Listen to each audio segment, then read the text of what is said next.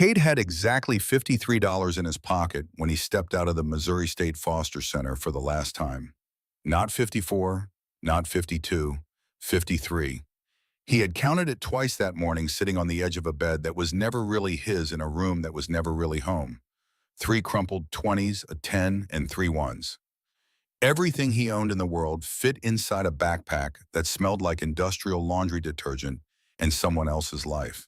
The front door closed behind him with a soft click. No slam, no drama. Just a quiet, mechanical sound that said in the simplest possible terms, "You are no longer our problem." The parking lot stretched out in front of him, wet and empty under a pale winter sky. A cold wind swept across the asphalt, the kind of dry Missouri wind that doesn't howl or scream, but just cuts. Slides right through a cheap jacket like it isn't even there. Finds the skin underneath and stays. No one came to see him off. No social worker with a clipboard full of encouraging words. No former foster parent pretending to care for 5 more minutes. No friend waiting by a car with the engine running. Just Cade the wind and the long road that started right at his feet and didn't seem to end anywhere in particular. He was 18 years old, legally an adult, practically a ghost. He started walking. The bus took him south for a while, then west, cutting through small towns with names he forgot as soon as they passed. The landscape outside the window shifted from suburban gray to something more open, more honest. Fields, tree lines, the occasional farmhouse, sitting alone in the middle of nothing. He watched it all with the blank expression of someone who had learned early that paying too much attention to a place only made it harder when you had to leave. By late afternoon, the bus dropped him near a stretch of Highway 54 that didn't seem important enough to have a name. A gas station, a gravel lot, and across the road, a roadside diner with a flickering neon sign that read half of whatever it was supposed to say. Cade crossed the highway and pushed through the diner door. Inside, the air was warm and thick with the smell of old grease and burned coffee. The kind of place where the menus hadn't changed since the 90s and nobody expected them to. Cracked vinyl booths. A counter with stools that wobbled. A ceiling fan that turned so slowly it seemed like it was thinking about stopping. A few truckers sat near the window, hunched over plates of something brown and steaming. An older couple shared a booth without speaking, the way people do when they've been together so long that silence is just another kind of conversation. A waitress with tired eyes and a pen behind her ear moved between tables like she was running on muscle memory alone. Cade slid into a booth near the heater. The vinyl was torn, patched with duct tape that had started peeling at the edges. He set his backpack on the seat beside him and picked up the menu. His eyes went straight to the bottom. Cheapest thing, a cup of soup and a bread roll, $2.75. He ordered it without looking up. When the soup came, he wrapped both hands around the bowl and just held it. Let the heat soak into his fingers, up through his palms, into the parts of him that the wind had gotten to. The bread was stale, but he didn't care. He tore it into pieces and dropped them into the broth, watching them sink and soften. Then he ate slowly, not because he was savoring it, but because he didn't know when the next meal would come. An old television mounted in the corner of the diner crackled with static. The screen flickered, went blue, then settled on a local broadcast. Some kind of county auction. Foreclosed properties. The volume was low, but the closed captions scrolled across the bottom in blocky, white letters, slightly out of sync with the auctioneer's mouth. Most people in the diner ignored it. One of the truckers glanced up, then went back to his phone. The older couple didn't even turn their heads. But Cade watched. The properties scrolled by, one after another. A water-damaged duplex in Jefferson City, a storage unit lot near Sedalia, an overgrown parcel outside of Lebanon with no structure on it at all. Numbers floated across the screen. Starting bids, most of them in the thousands, some higher. None of them meant anything to a kid with $53. Then the image changed.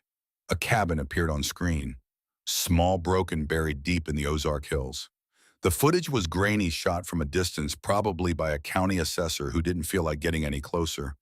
Peeling wood siding, a roof that sagged in the middle like a swayback horse. Windows shattered, some of them boarded, most of them not. The porch leaned hard to one side, half its railing missing. Behind the cabin, thick forest pressed in from every direction, dark and tangled, like the land was trying to swallow the structure whole.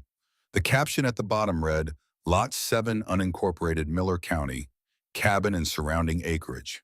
Abandoned. Starting bid $10. $10.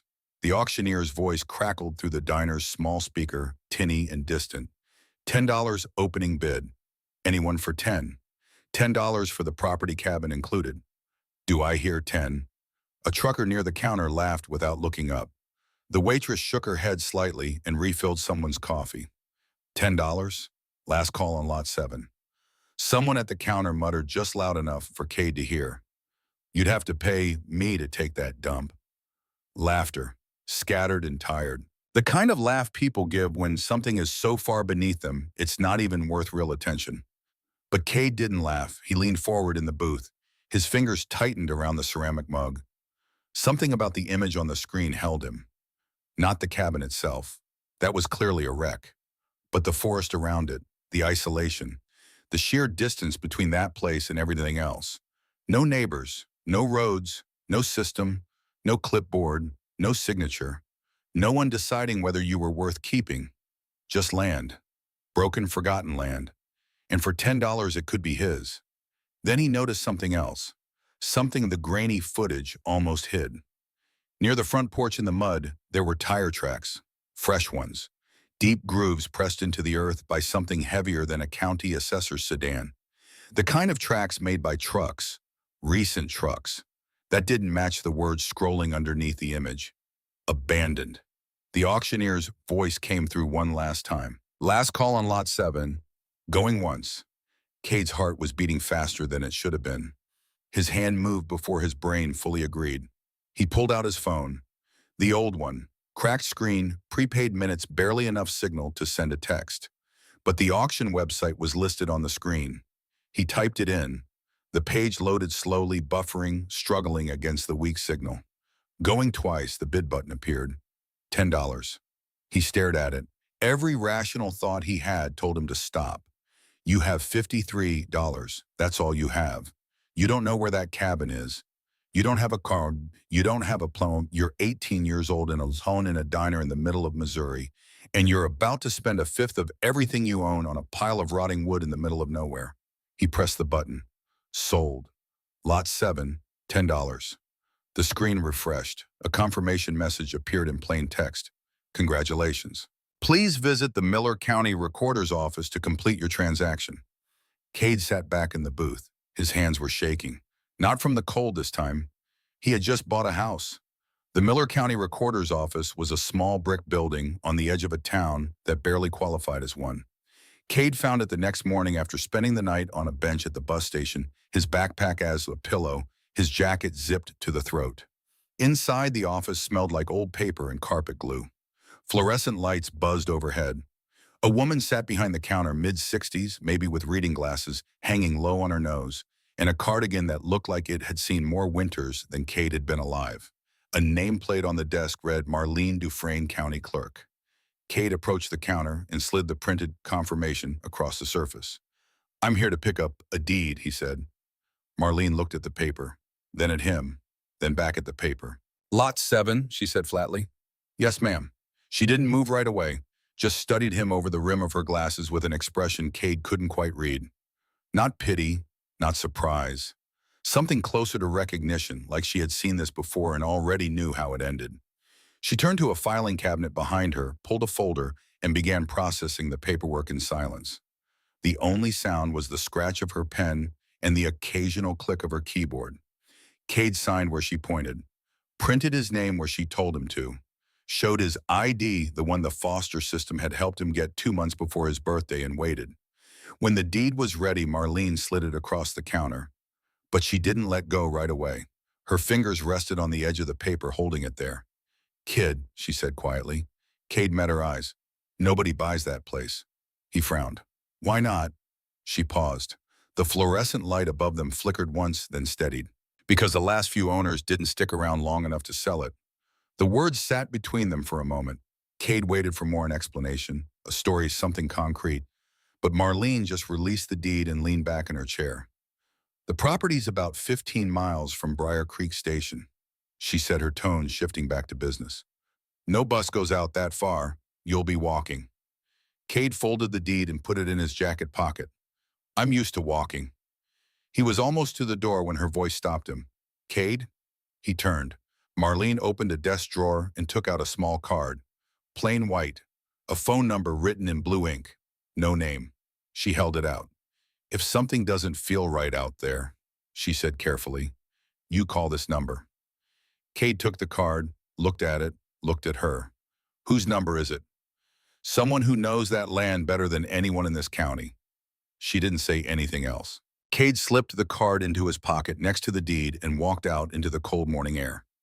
The bus dropped him at a cracked gas station about 15 miles from the coordinates printed on his deed. A two-pump station with a faded awning and a handwritten sign that said cash only. An old dog slept near the door unbothered by anything. From there it was boots on gravel, then dirt, then barely a trail at all. The Ozark Hills rose around him slowly, like the land was lifting itself up to get a better look at whoever was foolish enough to walk this far in. The trees thickened with every mile. Oak and hickory and cedar, their bare winter branches lacing together overhead like the bones of something ancient. The air smelled like cold earth and dead leaves and the faint sweetness of rot. Cade walked for 3 hours. His legs ached. His pack dug into his shoulders. The bread from the diner was long gone and his stomach had stopped growling and settled into a dull, low throb that he tried to ignore.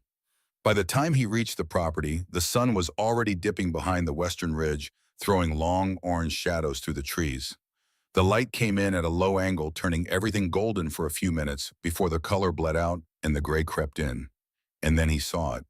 The cabin. It was worse than the television had shown. Much worse. The roof didn't just sag, it caved. The middle section had collapsed inward, pulling shingles and tar paper down into what had probably once been a living room. One entire wall leaned outward at an angle that defied whatever was left of the foundation. The porch, or what remained of it, tilted so sharply to the left that stepping onto it felt like boarding a sinking ship. Windows were shattered, jagged glass clung to the frames like broken teeth. The front door hung open on one hinge, swaying slightly in the wind, creaking in a rhythm that sounded almost deliberate, almost like breathing. Cade stood at the edge of the clearing and stared. $10, he said aloud. His voice sounded strange out here, too small for the silence around it. Yeah, that makes sense. He crossed the clearing, slowly scanning the ground as he went. And there they were, the tire tracks he had noticed on the television. Deeper than he expected, wide tread, heavy vehicle. They led from somewhere behind the tree line, curved past the cabin's east side, and disappeared again into the woods. The mud around them was still soft. These weren't old tracks, a week, maybe less. Someone had been here recently, someone with a truck, at a cabin that the county said had been abandoned for years. Cade filed that away and kept moving. He pushed the front door open. It groaned loud and long, the sound rolling through the empty structure like a warning. Inside, the air hit him immediately. Damp, heavy, mold and wet wood, and underneath it something faintly metallic, like old pennies, like blood that had dried a long time ago. The floor creaked with every step. Some boards felt soft, ready to give way. Others held but complained about it. The walls were bare, stripped of anything that might have once made this a home. No furniture, no curtains, no pictures, just gray wood and shadow, and the slow, steady sound of the wind finding its way through every crack and gap. But then Cade noticed something. In the kitchen near the back wall, a section of the floor looked different. Not new, but not as destroyed as everything around it. The wood was cleaner, less warped. The dust was thinner, almost like someone had swept it recently. And the nails holding the boards down were different from the rest. Newer, shinier, set flush into the wood with a precision that didn't match the decay everywhere else. Cade crouched down, ran his fingers along the seam between the old floor and the newer section. The texture changed. The temperature changed. Underneath it felt colder, harder, like there was something solid beneath the wood. Something that wasn't dirt. That's weird, he whispered. His stomach growled again, louder this time, almost angry. He hadn't eaten since the diner. He searched the rest of the cabin, opened every cabinet, checked every corner. Nothing. No food, no water, just scraps and rust and the skeleton of a place that had given up a long time ago. Outside, the temperature dropped fast. The Ozarks didn't ease into night. They fell into it. One moment the sky was gray, The next it was black. No street lights, no porch lights, no glow from a neighboring house, just darkness so complete it felt like a physical thing pressing against the cabin walls, filling every broken window. Cade sat in the corner of what had once been the living room, back against the wall, knees pulled to his chest, arms wrapped around himself. He could see his breath in the air, thin white clouds that appeared and dissolved and appeared again. The cold came from everywhere, through the walls, through the floor, through the gaps in the roof where he could see a handful of stars if he tilted his head just right. He thought about building a fire, but there was nothing dry enough to burn and nowhere safe enough to burn it. The cabin felt like it might go up with a single spark. So he sat, and he shivered, and he listened. The forest at night was not quiet. It was full of sounds, but none of them were comforting. Branches creaking under their own weight, small animals moving through dead leaves, the distant call of something he couldn't identify. An owl maybe, maybe something else. The wind shifted directions every few minutes, and each time it did, the cabin responded. A groan from the roof, a rattle from a window frame, a whisper from somewhere in the walls that sounded almost human, and then, clink, Cade froze. A faint metallic sound, soft but unmistakable, coming from somewhere beneath him, clink, clink, like metal tapping against metal, rhythmic, almost deliberate. Cade slowly lifted his head and looked at the floor.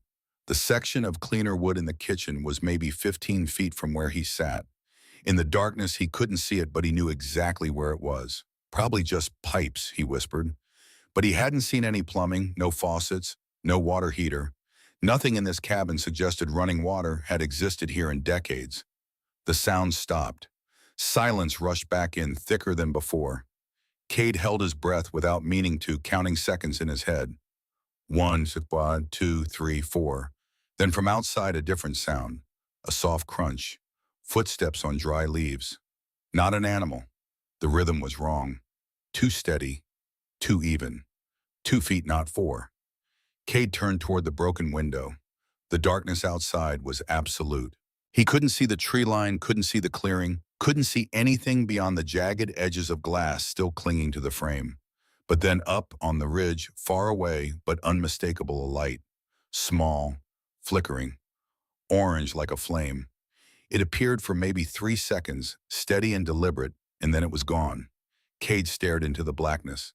His heart had picked up, beating harder than the cold should have allowed. "Okay," he said under his breath. "Not alone." He didn't sleep that night, not really. He drifted in and out of something that wasn't quite rest, his body too cold and too alert to fully shut down. Every sound pulled him back, every shift in the wind reset the clock. And beneath it all, curling around the edges of every thought, was the same quiet understanding he had carried with him out of the foster center, out of the diner, out of the county office, and into these woods. Something wasn't right here. This place wasn't just abandoned. It was being used. And whoever was using it knew the cabin was supposed to be empty. Cade lasted until morning before the cold and hunger pushed him into action. The first light crept through the broken windows in pale gray streaks, illuminating dust that hung in the air like it had nowhere else to go. The cabin looked worse in daylight. The walls seemed thinner. The floor seemed softer. Everything felt temporary, like the whole structure was held together by habit and nothing more. But that patch of flooring in the kitchen, still cleaner, still newer, still wrong. It pulled at him like a magnet. "All right," he muttered, rubbing his hands together to get the blood moving. "Let's see what you're hiding." He went outside first. The morning air was sharp and still. Frost covered the ground in a thin white sheet that crunched under his boots. Near the porch, half buried under a pile of wet leaves and splintered wood, he found a crowbar. Old, rusted, but solid enough. Back inside, he crouched over the kitchen floor and worked the flat end of the crowbar under the first board. It resisted. He leaned into it, shifting his weight. The nails groaned, the wood flexed. Then with a sharp crack that echoed through the cabin like a gunshot, the first plank came free. Cade's breath caught. Underneath the wood, there was no dirt, no crawl space, no rotting subfloor. There was steel. A flat metal surface, industrial gray, smooth and cold to the touch. A hatch, recessed handle, flush-mounted hinges.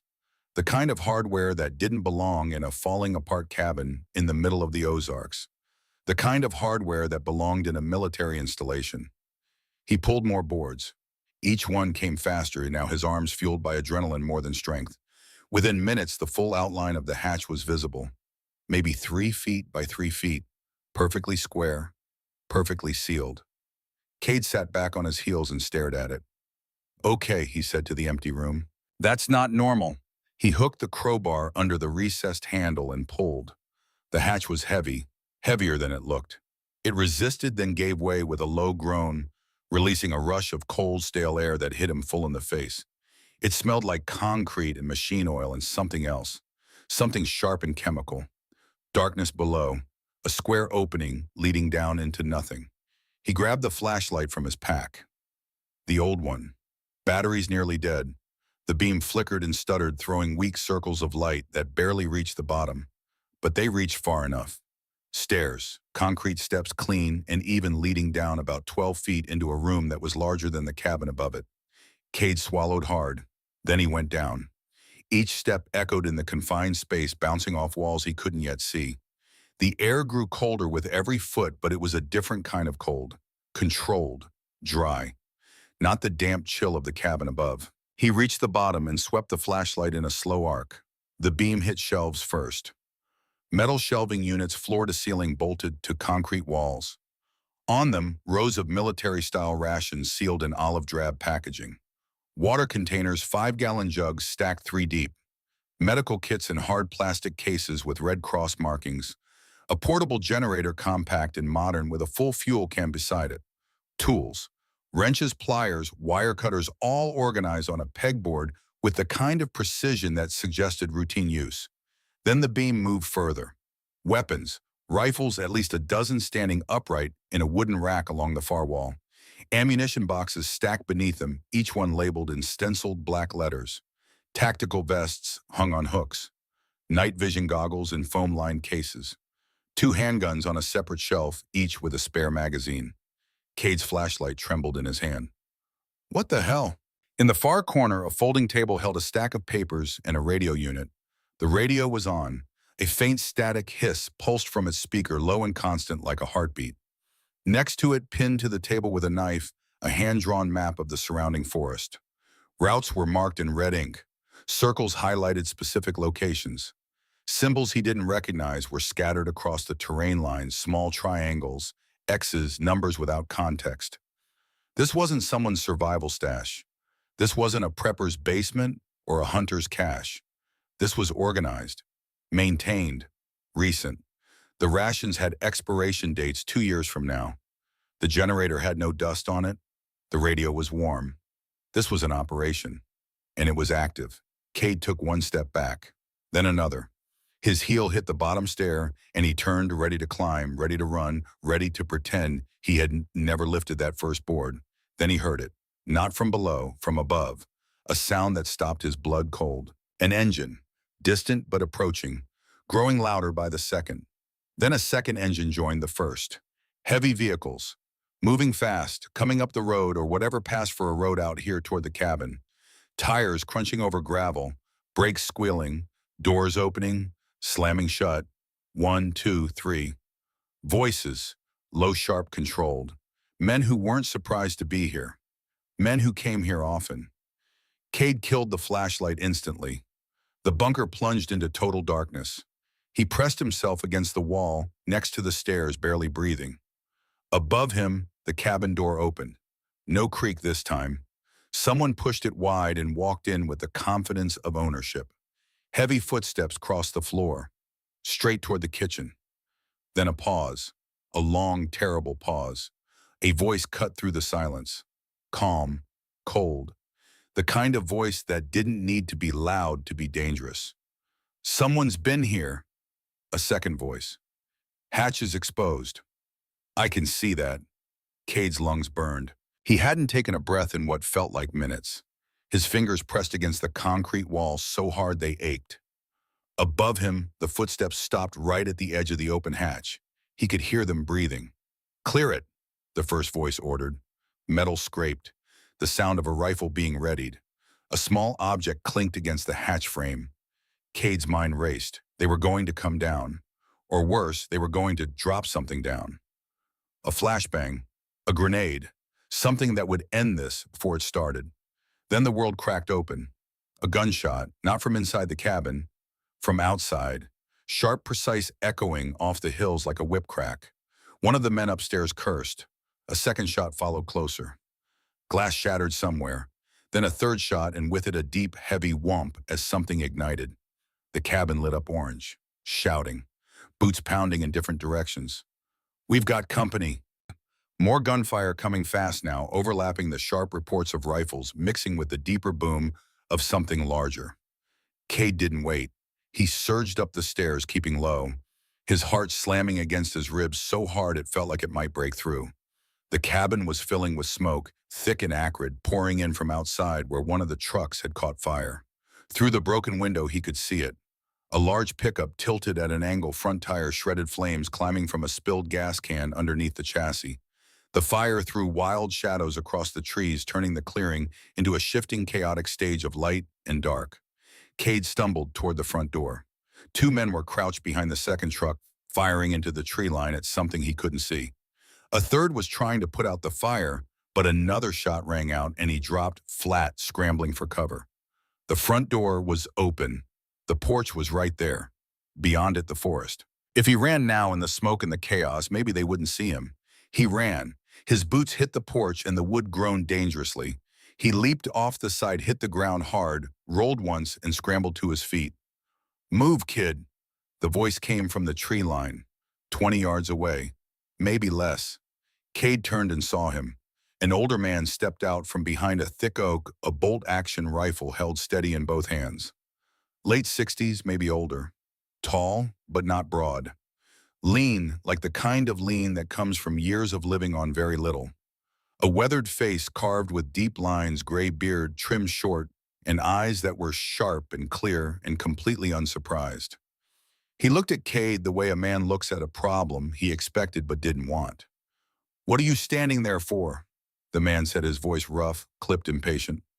"You want to die in that shack?"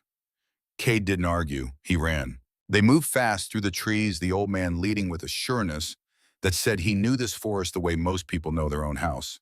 Every turn was deliberate. Every step landed on solid ground. Behind them, the shouting grew louder. More gunfire cracked through the woods, bullets snapping against bark and ricocheting off stone. They ran for what felt like miles. Up a ridge, across a creek bed, through a thicket so dense Cade had to turn sideways to push through. The old man never slowed, never looked back. Finally, when the sounds of pursuit had faded to something distant and uncertain, the man stopped. A rocky outcrop overlooking a dark valley. The burning truck was a faint orange dot far below. Cade bent over, the hands on his knees, gasping. Every muscle in his body screamed. His lungs felt like they were full of glass. "Who?" he managed between breaths. "Who are you?" The man didn't answer right away. He stood at the edge of the outcrop, scanning the ridge below, listening to the forest with the practiced stillness of someone who had done this before, many times before. Finally, without turning, he spoke. "Name's Harlan." His tone was flat, rough, like gravel dragged over stone. "I've been watching that cabin for 2 years, he said, as if that explained everything. Cade straightened up. His breathing was slowing, but his heart wasn't. Watching it for what? Harlan turned and looked at him, really looked. The way Marlene had looked at him in the county office, like he was measuring something, deciding something. "You really don't know what you walked into, do you?" Cade shook his head slowly. Harlan let out a breath, not a sigh, something heavier, something that carried weight. "That cabin isn't abandoned, kid. It hasn't been for a long time. It's a waypoint, a stash house, weapons, ammunition, equipment. It moves through that bunker and disappears into the hills. Been that way for years." Cade felt his stomach drop, a slow, sinking sensation that started in his chest and settled somewhere near the bottom of his spine. "I just bought that place," he said quietly. $10. Harlan stared at him. For a second, something moved behind those sharp eyes. Not pity, something more complicated. Then a dry, humorless sound escaped his throat. Not quite a laugh, more like the ghost of one. "Yeah," he muttered. "I figured." Another burst of shouting echoed up from the valley, faint but persistent. They were regrouping down there, organizing, coming. Harlan's expression hardened instantly.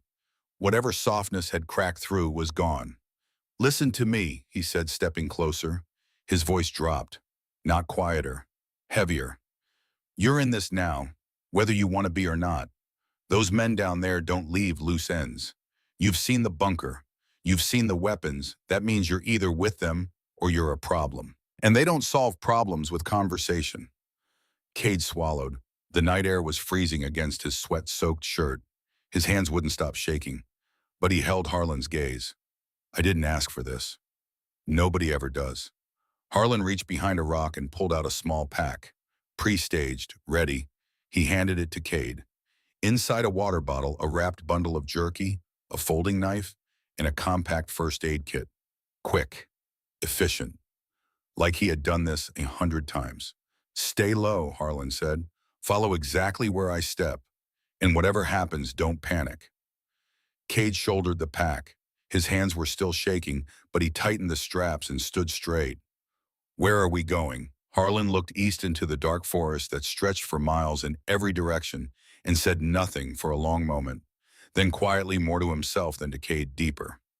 They moved into the darkness together, the old man and the kid. And behind them, far below, the cabin still burned, orange light flickering against the trees.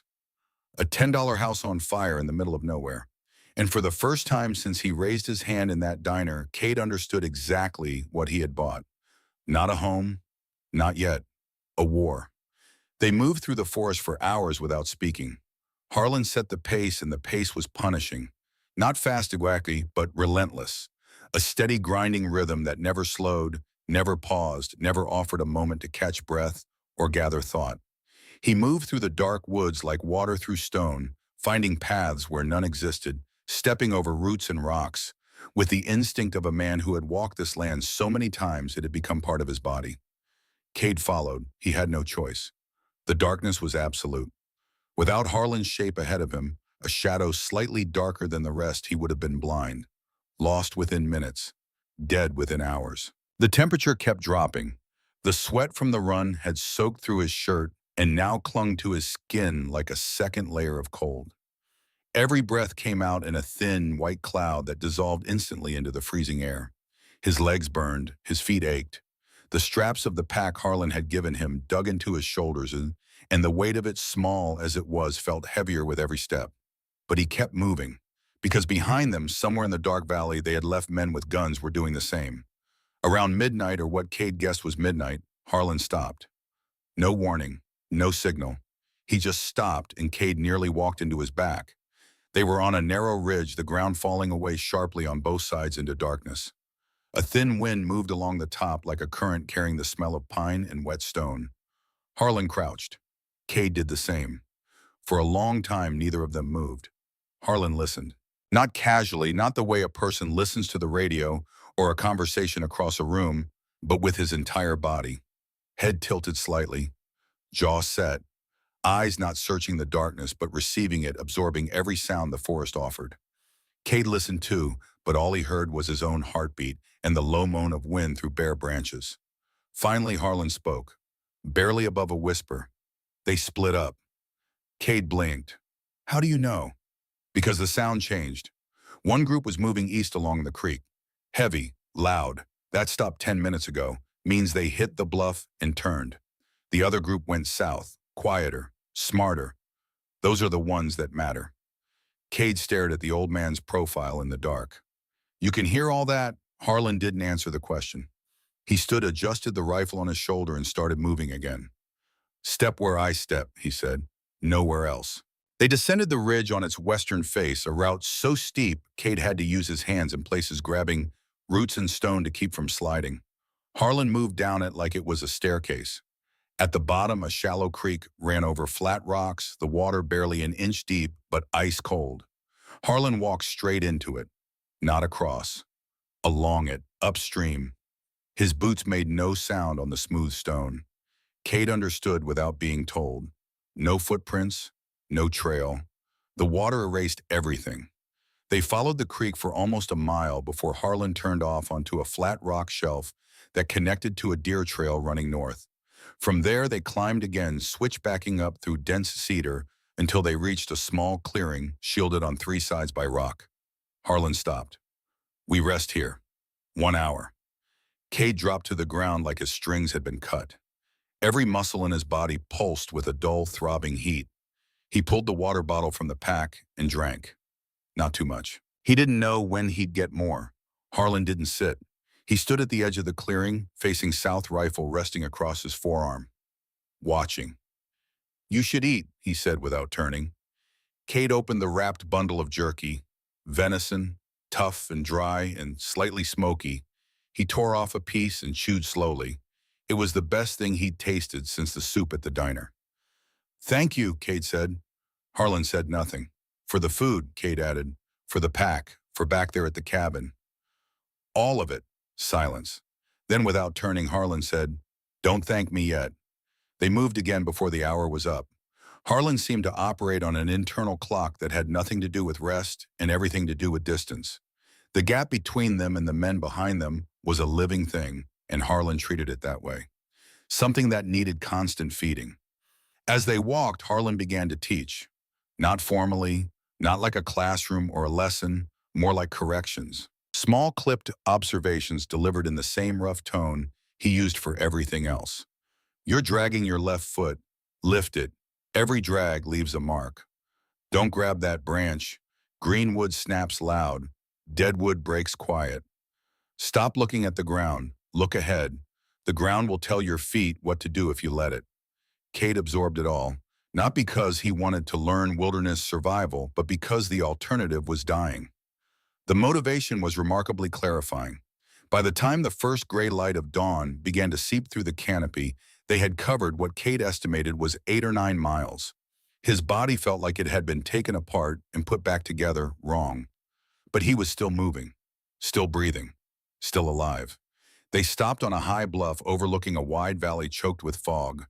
Below, the forest stretched in every direction, an unbroken sea of gray and brown. No roads, no buildings. No sign that the world Cade had known 2 days ago still existed. Harlan sat down for the first time.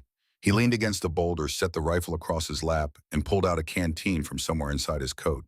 He drank slowly, eyes still scanning the valley. Cade sat a few feet away. The silence between them had changed. It wasn't hostile anymore. It was just silence. The kind that happens between two people who have been through something together and don't need to fill the space with noise. But Cade had questions, too many of them, and they were starting to press against the inside of his chest like a fist. 2 years, Cade said quietly. Harlan looked at him. "You said you've been watching that cabin for 2 years. Why?" Harlan's jaw tightened. He looked away, out over the foggy valley, and for a long moment, Cade thought he wasn't going to answer. The wind moved through the trees below them, making the fog shift and curl like something alive. Then Harlan spoke, and his voice for the first time was not rough. It was flat, emptied out. The voice of a man who had told himself this story so many times it had worn smooth like a stone in a river. "I had a son." The words landed between them with a weight that didn't match their size. "His name was Nolan. Good kid. Quiet. Liked being out here more than being in town. He could track a deer across bare rock. Could read the weather by the way the birds moved. 20 years old and already more at home in these woods than most men are after a lifetime." Harlan paused. His thumb traced a slow line along the stock of the rifle. 3 years ago, Nolan was out hunting the East Ridge, about 6 miles from your cabin. He was alone. I had told him to stay on the marked trails, but he never listened. Got that from his mother."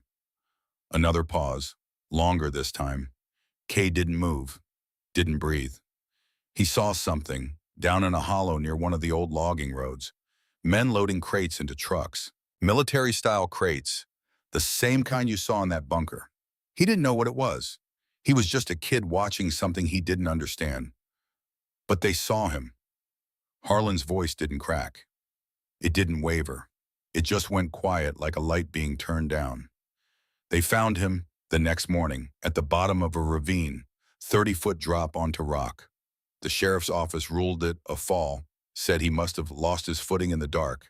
Hunting accident. Case closed. They didn't even send anyone to look at the ridge where it happened.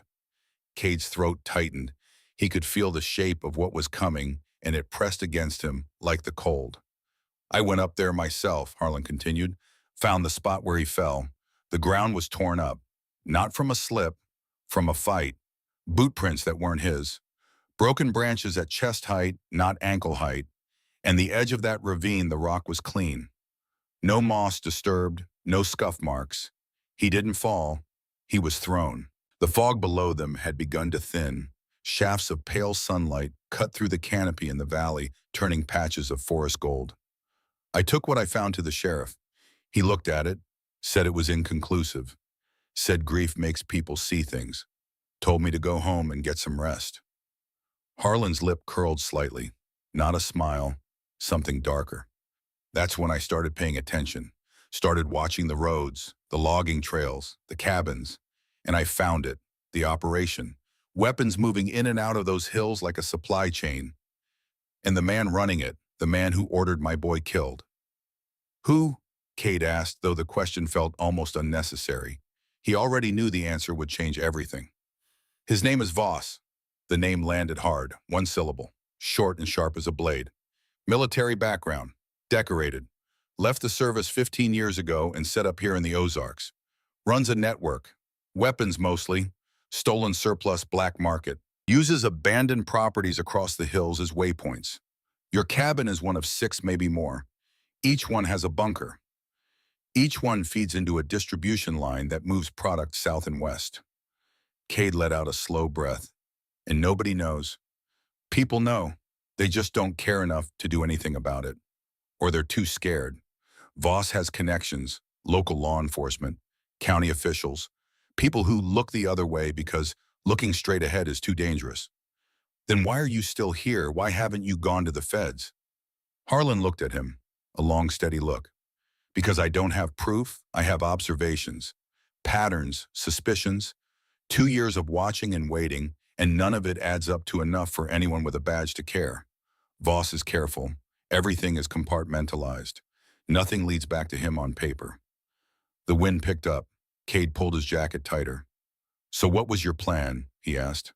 Harlan didn't answer for a moment. Then quietly, I was going to wait, watch, and when the right moment came, take it. Take what? Whatever I could. They sat with that for a while. The valley below slowly emerged from the fog like a painting being revealed one layer at a time. Beautiful if you could forget what was hiding in it. I'm sorry, Cade said, about Nolan. Harlan didn't respond. He just stood up, shouldered the rifle, and started walking again. The day passed in a blur of movement and exhaustion. They stayed high, following ridge lines and rock shelves that offered visibility but minimal cover. Harlan was more cautious now, stopping frequently to listen, scanning the forest below, with an intensity that told Cade something had changed. They brought more men, Harlan said around midday, crouching behind a fallen tree and studying the valley floor through a gap in the branches. 2 more trucks came in from the south. I can see the tracks. How many total? Enough. They pushed north away from the cabin deeper into terrain that grew wilder and more broken with every mile. The hills steepened. The trees thinned in places, replaced by exposed rock and scrub brush that offered nowhere to hide. Twice they had to cross open ground, sprinting from one tree line to the next, while Harlan watched the back trail with the rifle raised. The second time Cade heard something. Distant but unmistakable. Voices, carried on the wind from somewhere south, men calling to each other, coordinating, closing in. Harlan heard it too. His face didn't change, but his pace did. Faster now, more urgent. By late afternoon, they reached a steep descent along a dry creek bed, loose rock and gravel. Harlan went first, moving sideways, placing each foot with care. Cade was 10 feet behind when it happened. A sharp crack echoed through the valley. Not a branch, not a rock. A rifle shot. The sound hit the hills and bounced, making it impossible to tell the direction. Harlan flinched. A small, tight movement. His left leg buckled for just a second. Then he caught himself straightened and kept moving. Not faster, not slower. The same steady pace, like nothing had happened. But Cade saw it. The flinch, the momentary break in the rhythm that hadn't broken once in 24 hours. Harlan, keep moving. Are you hit? I said keep moving. They made it to the bottom of the creek bed and crossed into a thick stand of cedar on the other side. Harlan led them up a short rise and into a narrow gap between two rock formations, a natural shelter barely wide enough for both of them, hidden from every direction. Harlan sat down hard. Not the controlled descent of a man choosing to rest. The collapse of a man who couldn't stand anymore. Cade saw the blood. Harlan's left pant leg was dark from the knee down. Not soaked through yet, but spreading. A steady, patient stain that grew wider as Cade watched. Let me see it. It's a graze. Let me see it. Harlan looked at him for a second. Something moved in his eyes. Annoyance, maybe, or something else. Then he shifted his leg and pulled the fabric up. The wound was along the outer calf. Not deep, but not clean. The bullet had carved a trench through the skin and muscle, leaving a ragged furrow about 4 inches long. Blood seeped from it steadily, not pulsing, which meant no artery, but enough to be a problem. Cade opened the first aid kit from the pack. His hands were steady. That surprised him. Everything inside was shaking his stomach, his thoughts, his heart, but his hands were steady. He cleaned the wound with the antiseptic wipes from the kit. Harlan didn't make a sound, but his jaw locked tight, and the tendons in his neck stood out like cables. Cade pressed a folded gauze pad over the furrow and wrapped it with the elastic bandage tight, but not too tight. Field dressing. He didn't know where he'd learned it. Maybe from a book. Maybe from nowhere. Maybe from the same place initiating him that had made him raise his hand in that diner. How long have you been bleeding? Cade asked. Since the creek bed. That was an hour ago. Yeah. Why didn't you say something? Harlan looked at him with an expression that was almost insulted. Because we were being shot at. Cade tied off the bandage. It wasn't perfect, but it would hold. The bleeding slowed. Harlan leaned back against the rock and closed his eyes for just a moment.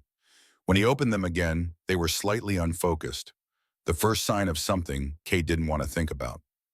You need real medical attention, Cade said. What I need is for those men to stop following us. That too. Night fell again, faster than the night before, or maybe it just felt that way because Cade was paying more attention to how much light they had left.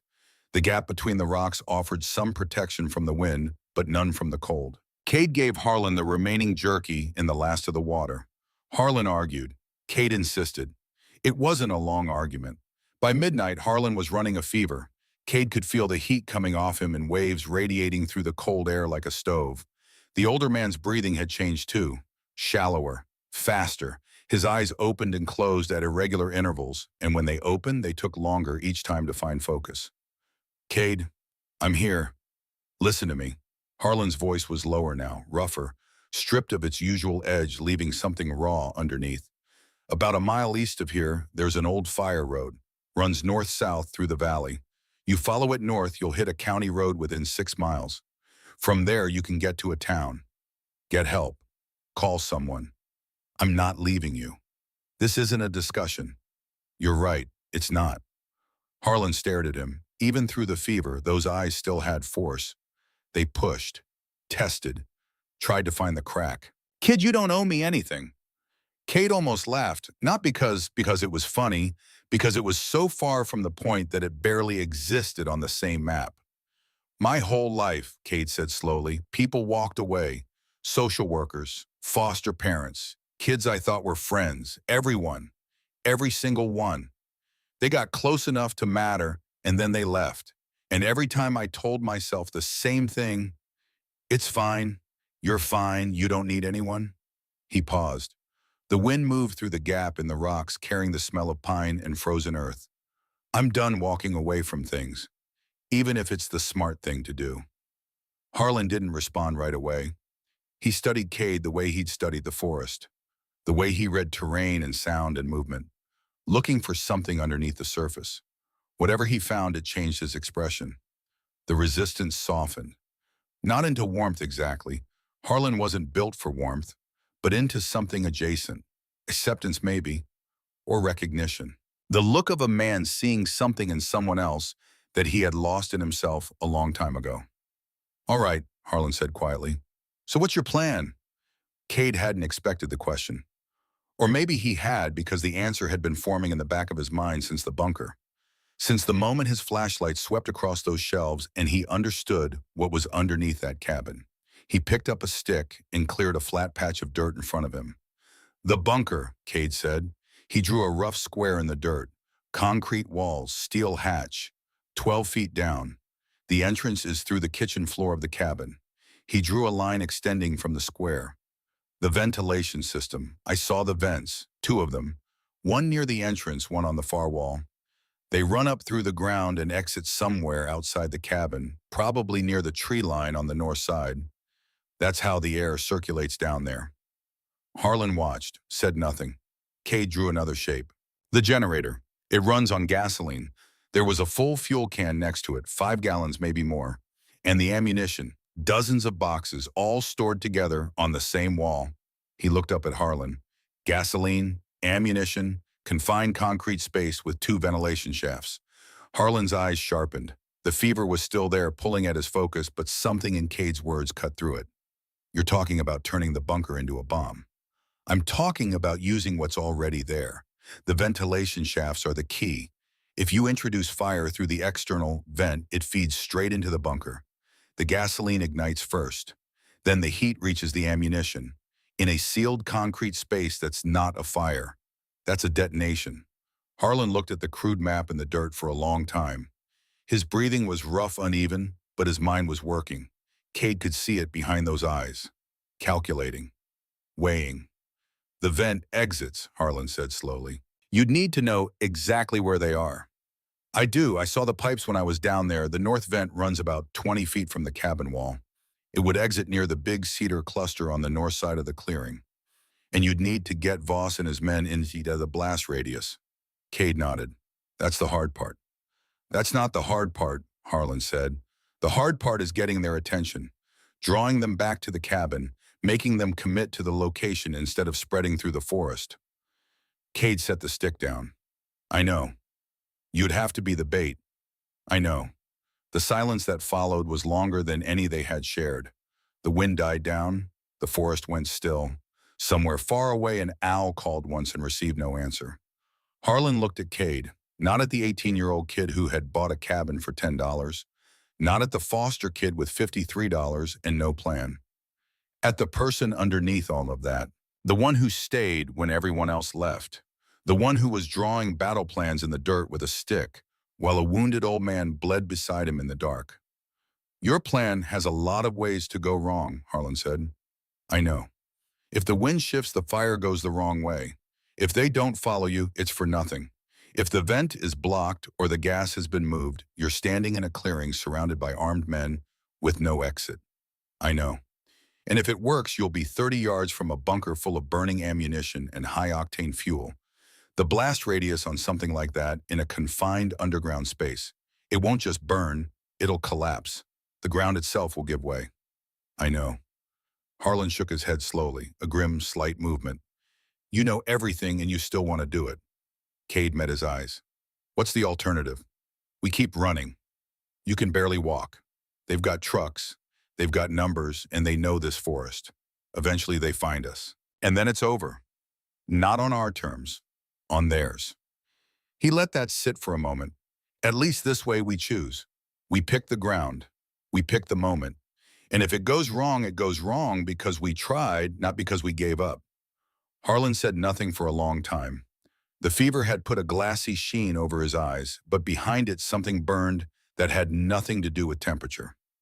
He looked at the map in the dirt one more time, traced the ventilation lines with his gaze, measured the distances. Then he looked at Cade. There's a position on the south ridge, Harlan said slowly, about 200 yards from the cabin, clear line of sight to the clearing and the north tree line. I can set up there with the rifle. Your leg. My leg will get me up a hill. It just won't get me back down. Cade started to argue, but Harlan cut him off. I don't need to run, I need to shoot. 200 yards I can put a round through a gas can the size of a lunchbox. That's my part. The vent, the fire, the bait. That's yours. Cade swallowed. His throat was dry. The cold pressed in from every side, and somewhere out in the darkness, men with rifles were getting closer by the hour. When Cade asked, tomorrow night, we rest through the day, move at dusk, you approach from the east. I take the ridge. You draw them in. I wait for your signal. What signal? Harlan almost smiled. Almost. The corner of his mouth twitched, and for a fraction of a second, Cade saw something in the old man's face that might have been pride. Or fear. Or both at once. I'll know, Harlan said. Just make sure you're clear when it goes. Cade nodded. His heart was pounding. Not with fear, not exactly. Something else. Something that felt like the opposite of everything he had known for 18 years. Every home that wasn't his. Every door that closed. Every person who turned away. He was staying. He was choosing this. And for the first time in his life, someone was choosing to stay with him. Get some sleep, Harlan said, leaning back against the rock and closing his eyes. Tomorrow's going to be the longest day of your life. Cade didn't sleep, not right away. He sat in the dark listening to Harlan's labored breathing, watching the stars through the gap in the rocks above. Tiny points of light in an ocean of black, constant and indifferent and impossibly far away. He thought about the diner, the cracked mug, the soup, the image of a ruined cabin on a television screen that nobody was watching. He thought about Marlene at the county office, the way she had held on to the deed just a beat too long, the card with the phone number. Someone who knows that land better than anyone in this county. He thought about Nolan, a 20-year-old kid who liked the woods more than town, who tracked deer across bare rock, who saw something he shouldn't have and paid for it at the bottom of a ravine. A boy about his own age, a boy whose father had been living alone in the forest for 2 years, carrying a grief so heavy it had hollowed him out and filled the empty space with purpose. And he thought about himself. Cade, nobody's son, nobody's brother, nobody's anything. Sitting in a gap between two rocks in the Ozark wilderness, planning an assault on an armed weapons operation with nothing but a stick and a crude map drawn in dirt. It should have terrified him, and part of it did. The rational part, the part that had learned to count exits and measure risks and always keep one foot pointed toward the door. But there was another part, deeper, older, the part that had raised its hand in a diner full of people who laughed, the part that signed a deed without knowing what was underneath the floor. That part was not afraid. That part was awake, and it whispered something simple into the cold, dark silence of the Ozark night. This is yours now, all of it. The cabin, the danger, the choice. Don't let go. They spent the day in the rocks. Harlan drifted in and out of a shallow, restless sleep, his breathing rough and uneven, his skin radiating a heat that had nothing to do with the pale winter sun filtering through the gap above them. The fever was getting worse. Cade could see it in the way the old man's hands trembled when they rested on the rifle stock, in the way his eyes, when they opened, took 3 or 4 seconds longer than they should have to find the world again. Cade changed the bandage twice. Both times the gauze came away dark and heavy. The bleeding had slowed, but not stopped. The wound wasn't killing Harlan. Not yet. But it was draining him one slow hour at a time, pulling something out of him that sleep and jerky couldn't put back. Around midday, Cade climbed to the top of the rock formation and looked south. The forest spread out below in every direction, quiet and still under a colorless sky. No movement, no sound, no sign of the men who were hunting them. That was worse than seeing them, because it meant they were being patient. Impatient men with guns were more dangerous than angry ones. He climbed back down and found Harlan awake, sitting upright against the rock wall with the canteen in his hand. Empty. He was staring at the map Cade had drawn in the dirt the night before. The lines were still there, faint but legible. The square of the bunker, the ventilation shafts, the clearing. Wind's coming from the northwest, Harlan said without looking up. His voice was thinner than yesterday, stripped down to wire and gravel. That's good. It'll push the fire south through the vent, away from your approach line. Cade sat down across from him. How's the leg? Still attached. That's not what I asked. Harlan finally looked at him. Something close to irritation flickered across his face, but it didn't quite land. Underneath it was something else. A quiet acknowledgement that the balance between them had shifted. That the kid asking the questions was no longer just a kid. I can make the ridge, Harlan said. I can set up. I can shoot. After that, we'll see. Cade nodded. He didn't push further. There was nothing to gain from forcing a man like Harlan to admit what they both already knew. The leg was bad. The fever was worse. And after tonight, one way or another, the running was over. They went over the plan twice more. Each time Cade drew it fresh in the dirt, tracing the same lines, the same distances, the same sequence. Repetition wasn't about memorization. It was about finding the holes, the places where the plan could tear. The vent exit on the north side, Cade said. I need to confirm it's there. If they capped it or covered it, the whole thing falls apart. You'll have to check it before you start making noise, before they know you're there. I know. I'll come in from the east through the cedar thicket. Circle north, find the vent, confirm it's open, then swing back south and start drawing them in. In the fire, Cade pulled the folding knife from the pack and held it up. Next to it, a strip of fabric torn from the lining of his jacket and the small waterproof match case he had found in the first aid kit. 3 matches. That was all.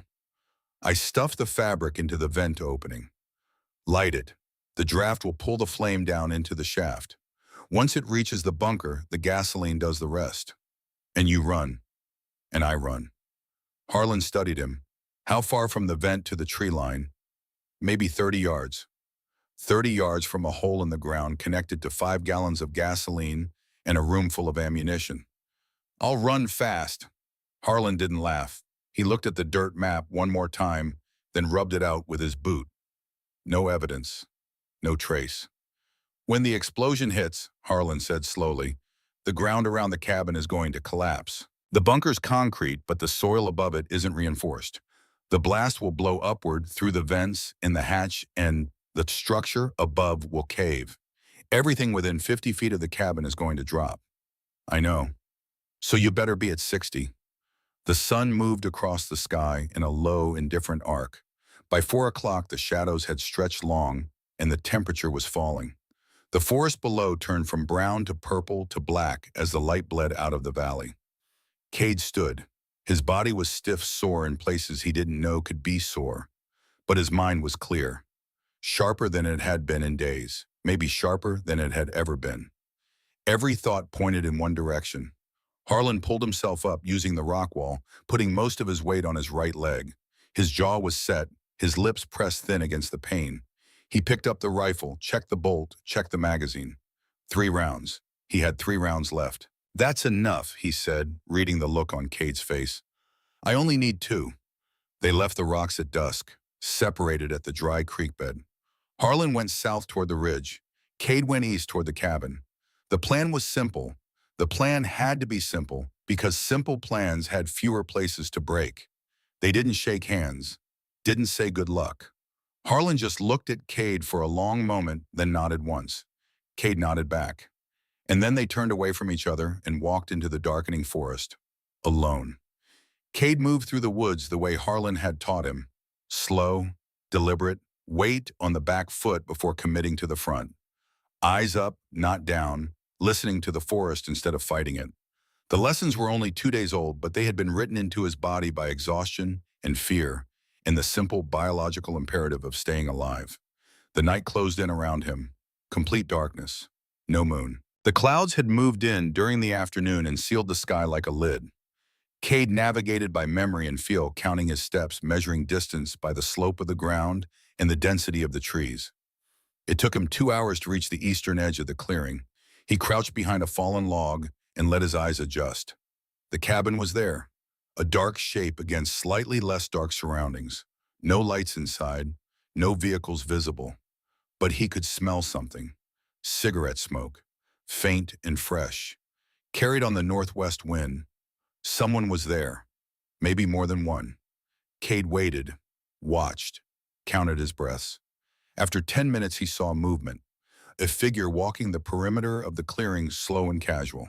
A guard, one man, rifle slung across his chest. He walked south along the tree line, turned, walked north. A circuit, every 3 minutes. Cade timed it twice more to be sure. 3 minutes. Predictable. Bored. The man was going through the motions, not expecting trouble. Not expecting an 18-year-old kid to come back to the place he had barely escaped 2 nights ago. When the guard turned south, Cade moved. He circled wide, staying inside the tree line, moving north around the clearing. The cedar thicket was exactly where he remembered it. Dense enough to hide in. Close enough to the north side of the cabin to reach the vent. He pushed through the cedars on his hands and knees, branches scraping his face and arms. The ground was soft here, covered in a thick layer of dead needles that muffled every movement. He came out on the other side and stopped. There, 6 feet from the tree line. A metal pipe maybe 4 inches in diameter, rising about 8 inches out of the ground. The ventilation shaft. The top was covered with a simple wire mesh screen, rusted but intact. Not capped, not sealed. Open. Cade put his hand over it and felt the air. A faint, steady current of warmth rising from below. The bunker was breathing. He pulled the strip of fabric from his pocket. Then the match case. He opened it with fingers that were steady only because he willed them to be. 3 matches. He set 2 aside and held the third. Not yet. First the bait. Cade moved back through the cedars and circled east again. He needed distance from the vent. Needed the explosion to happen after he was clear, not while he was standing on top of it. He positioned himself at the southeastern corner of the clearing, maybe 80 yards from the cabin, deep enough in the trees to have a running start, close enough to be heard. He closed his eyes, took 1 breath, 2, 3. Then he started making noise. He crashed through a thicket of dry brush, snapped branches, kicked deadfall. The sounds ripped through the silent forest like gunshots. Every instinct he had screamed at him to stop, to hide, to be quiet. He ignored all of them. "Hey," he shouted. His voice cracked, broke, then came back stronger. "I'm right here." The reaction was immediate. The guard in the clearing spun. A flashlight beam cut through the darkness, sweeping the tree line. Cade saw 2 more lights appear inside the cabin. Voices sharp and urgent. "Over there, east side." "How many?" "Sounds like 1. Cade kept moving, kept crashing, led them away from the north side, away from the vent, pulling their attention southeast like a thread unraveling from a spool. More men emerged from the cabin. 4. No 5. Flashlights bouncing, rifles up. They spread out along the clearing's edge and started moving toward the sound. Cade turned and ran, not away from the cabin, parallel to it, south along the tree line, making enough noise for 3 people. His lungs burned, branches whipped across his face. He could hear them behind him, boots on dirt commands being shouted. Then he cut west, sharp turn, 90 degrees, straight back toward the cabin, straight through the gap in their line that had opened when they all pushed southeast. It was the one thing they wouldn't expect. The prey doesn't run toward the trap. He burst out of the tree line and into the clearing on the cabin's west side. For 3 terrible seconds, he was completely exposed. Open ground. No cover, just dead grass and moonless dark in the shape of the ruined cabin 10 yards to his right. Nobody saw him. They were all in the trees to the southeast, chasing the noise he had already left behind. Cade sprinted north, around the cabin, past the collapsed porch, past the shattered windows where smoke still stained the wood from 2 nights ago. He reached the cedar thicket and dove in. The vent pipe was right where he left it. His hands shook now, not from cold, from everything. He pulled out the fabric strip and stuffed it into the mesh screen, pushing it down into the pipe with the folding knife until it caught on the inner wall. Half the fabric hung out the top. The other half dangled inside the shaft, right in the path of the warm rising air. He opened the match case, took the first match, struck it. Nothing. The head crumbled, damp, dead. Cade's heart stopped. He grabbed the second match. His fingers were trembling so badly he nearly dropped it. He struck it hard against the case. A spark, a hiss, a small, perfect flame. He touched it to the fabric. The fire caught, crawled up the strip. Then the draft from below took it. The flame bent, pulled downward into the pipe, and disappeared into the earth. Cade ran. He didn't count yards. He didn't look back. He ran straight north into the cedars, crashing through branches, tearing his jacket, stumbling over roots. 30 yards. 40. 50. Behind him, the men were shouting again. They had realized they were chasing nothing in the southeast. Flashlights swung back toward the cabin. Someone saw the smoke rising from the vent pipe. A voice called out, "Something's burning." Where? North side, the vent. Someone lit the goddamn vent. Then a different voice, coming not from the trees, not from the search party, but from the cabin itself, from the front porch. Come on. Unhurried. The kind of voice that doesn't need volume because it carries authority all on its own. "Bring the boy." Cade froze. He was 60 yards out, maybe 70, hidden in the cedars, crouched behind a deadfall.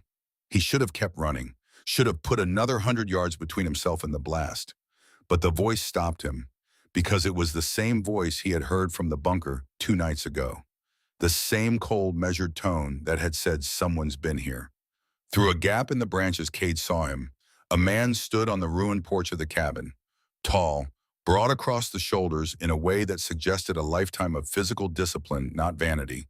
Dark jacket, no hat, hair cut short and gray at the temples. He stood with his hands at his sides, no weapon visible, and he looked out into the forest with the patience of someone who had been in control of every situation he had ever entered. Voss. The men regrouped around him, 5 of them, armed, agitated. But Voss didn't move, didn't shout. He just stood there watching the tree line to the north as if he could see through the darknesses, through the cedars, through everything straight to where Cade was crouching. Then Voss spoke, not to his men, to the forest, to Cade. "I know you're there, kid." The words carried through the cold air with perfect clarity. "You came back. That tells me something. You're either brave or stupid, and in my experience, those are usually the same thing." One of the men moved toward the vent, reaching for the smoke. Voss held up a hand. The man stopped. "You think you're fighting for something, don't you? That cabin. That deed with your name on it. You think it means something." Voss stepped off the porch, slowly, casually, like a man taking an evening walk.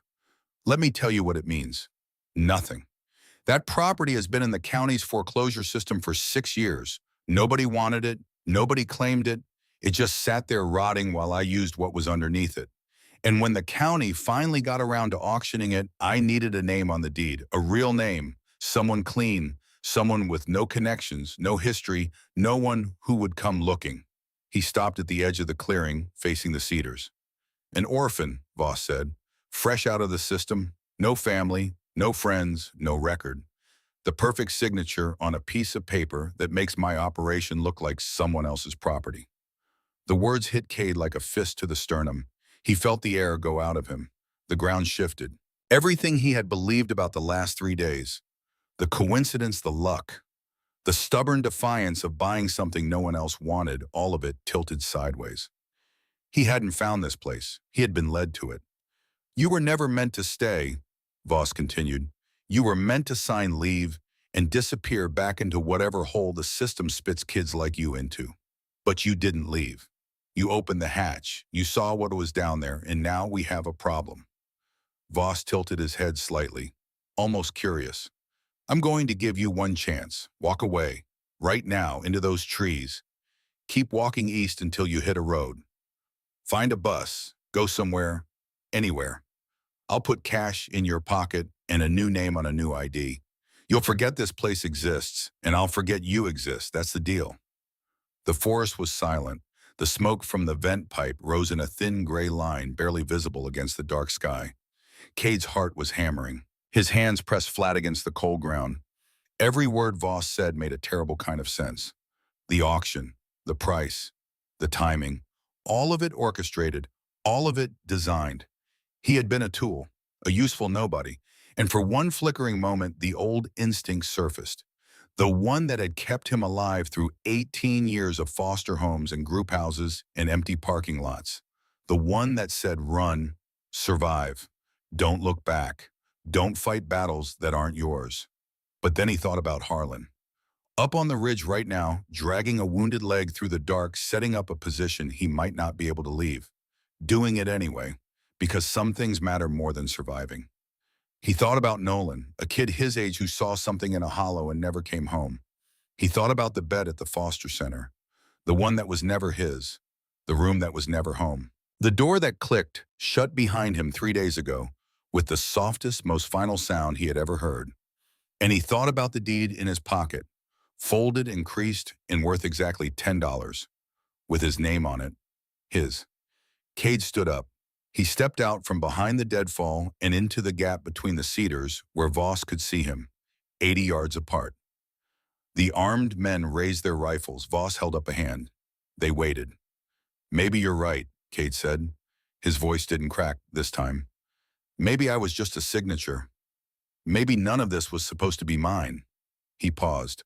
But the name on that deed is my name, and this is my land, and I'm not going anywhere. Voss studied him for a long moment. Then something shifted in his expression. Not anger, not surprise, disappointment maybe. The way a man looks at a problem that could have been avoided but now has to be dealt with. Get him, Voss said. The men moved, fast, spreading into the tree-lined flashlights, cutting through the dark rifles sweeping. Cade was already running. Not away, sideways. West, then south, then cutting back east in a wide arc that took him around the edge of the clearing.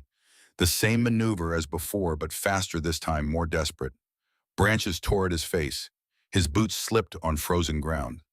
He could hear them crashing through the trees behind him, closing the distance. He broke through the south tree line and into the open clearing. The cabin was directly ahead. The vent pipe was behind him to the north. The smoke was still rising. The fire was still burning. Somewhere beneath his feet, the flame was working its way down the ventilation shaft, eating through fabric and oxygen, and reaching for the gasoline waiting at the bottom.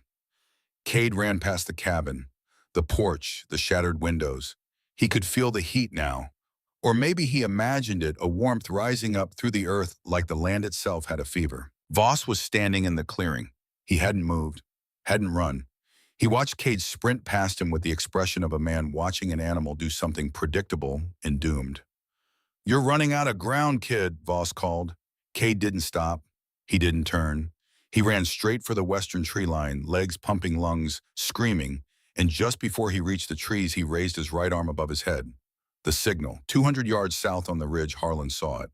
The first shot split the night in half, a deep, resonant crack that rolled across the valley like thunder. It struck the emergency fuel can sitting outside the cabin's east wall. The can ruptured.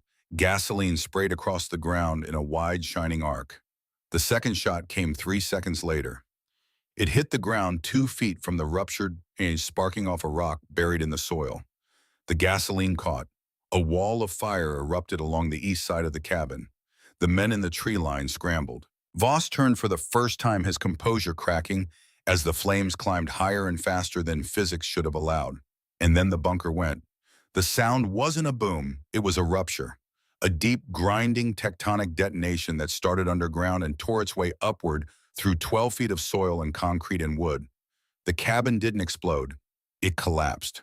The center of the structure dropped straight down as the earth beneath it gave way, pulling walls and roof and porch into a pit that opened like a mouth.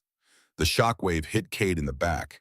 It threw him forward off his feet into the underbrush at the edge of the tree line. He hit the ground, hard, rolled, covered his head. Debris rained down around him, splintered wood, chunks of concrete, dirt and rock and ash. The sound went on for what felt like minutes, a cascading series of secondary detonations as the ammunition cooked off underground. Muffled pops and cracks, each one sending another shudder through the earth. The fire above ground spread fast, feeding on the dry timber of the collapsed structure, painting the forest in orange and red. Then silence. Not real silence. The fire still crackled and hissed. Somewhere in the wreckage, something metallic groaned and shifted. But the guns had stopped. The voices had stopped. The chase that had started 2 nights ago in this same clearing had finally completely stopped. Cade lay on his stomach in the frozen dirt, breathing hard. His ears rang. His vision swam. He tasted blood from where he had bitten his tongue during the fall. Slowly, carefully, he pushed himself up onto his hands and knees. The cabin was gone. Where it had stood, there was now a crater. Not deep, but wide. The earth had swallowed the structure whole, pulling it down into the collapsed remains of the bunker. Fire burned at the edges, consuming what was left. Smoke rose in a thick column, black against the black sky, visible only by the way it had blocked out the stars. Of Voss and his men there was no sign. The clearing was empty. The trucks parked on the south side were damaged. One had been flipped by the shockwave. The other sat at an angle, windows shattered, tires melted. Cade staggered to his feet. His legs barely held him. He turned south and looked up at the ridge. A small light appeared. A single flash. Harlan's signal. Still there. Still alive. Cade's knees almost gave out. Not from exhaustion, from something else entirely. Something he didn't have a name for. Relief didn't cover it. Gratitude didn't cover it. It was bigger than both. Deeper. He started walking south, one foot in front of the other, toward the ridge, toward Harlan, toward whatever came next.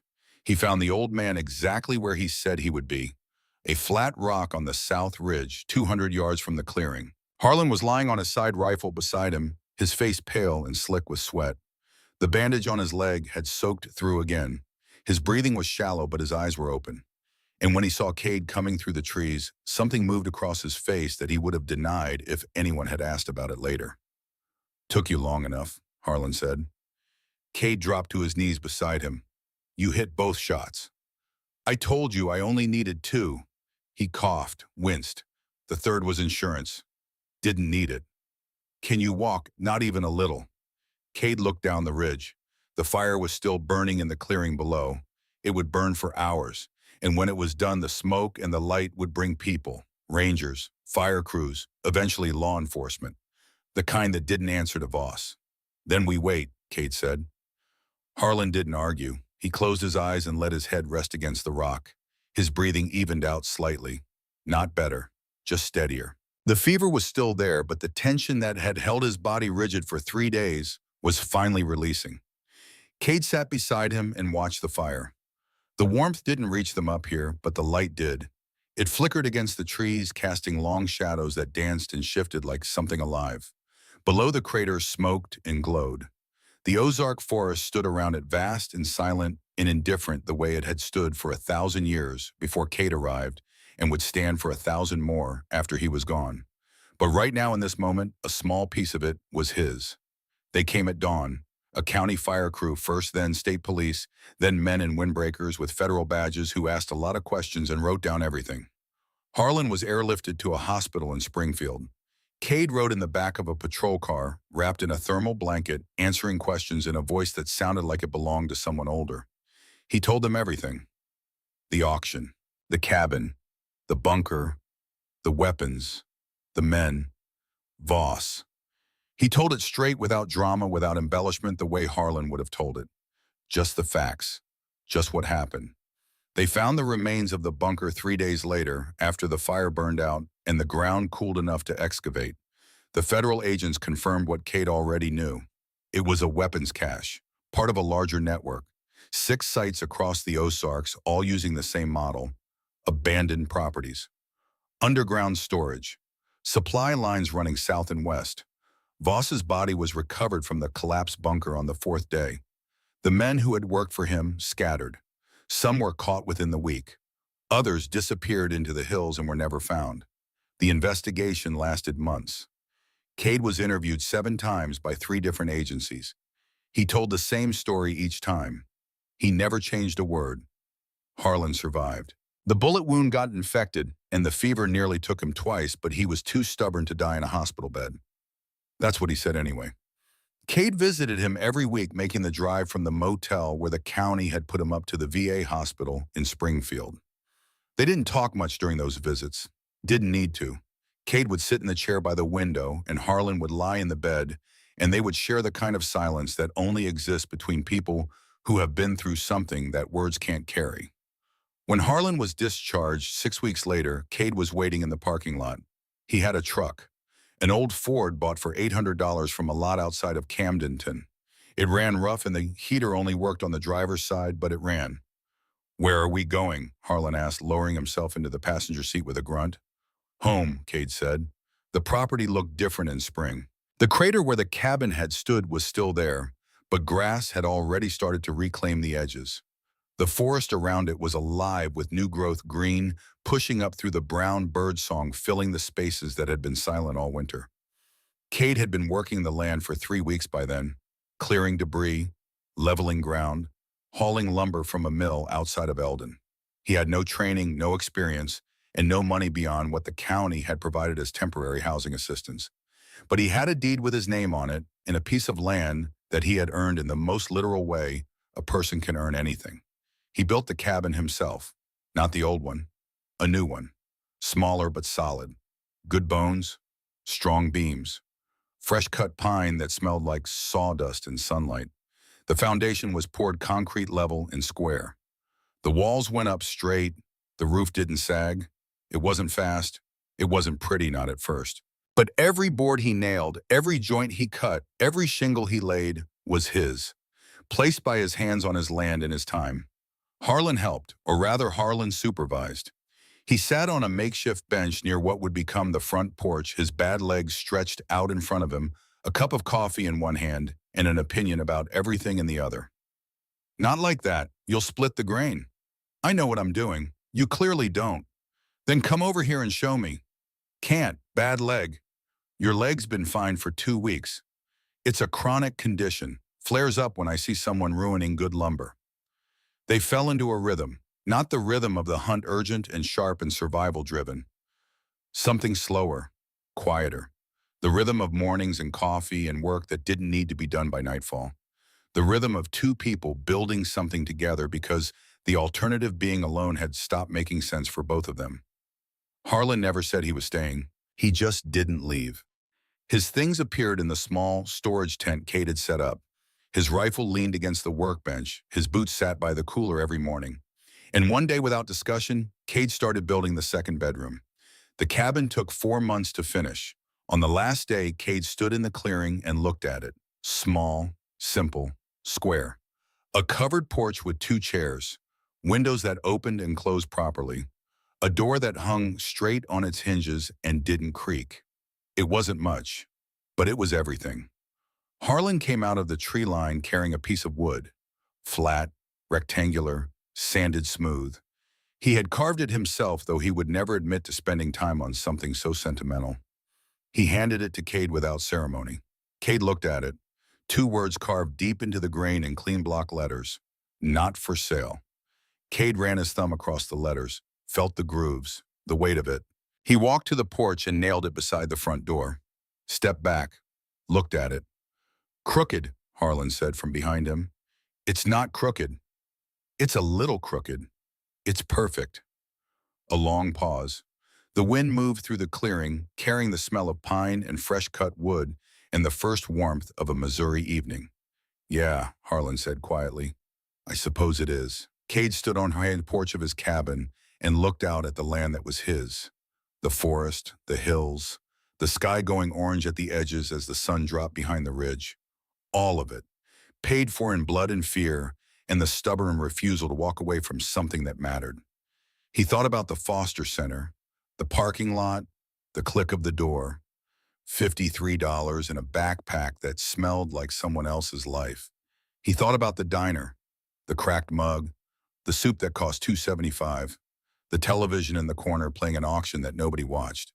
He thought about a hand going up, a voice saying, "Yeah, I'll take it," the laughter that followed and the silence that came after. He thought about Marlene, the county clerk, who held on to the deed a beat too long and handed him a card with a number that led eventually to a man on a ridge with a rifle and a grief as deep as the Ozark Hills. He thought about Nolan, a boy his age who loved the woods and never came home, whose absence had set everything in motion years before Cade walked into that diner, years before he raised his hand, years before he knew any of this existed.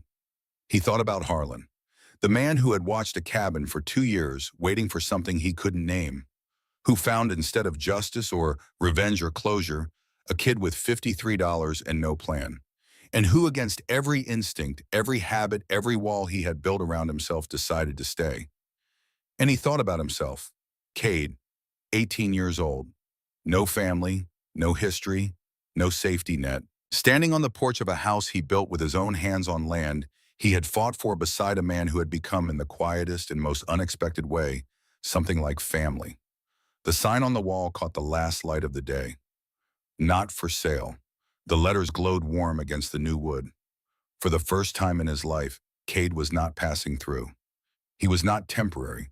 He was not a name on a clipboard or a number in a system or a kid in a room that belonged to someone else. He was home.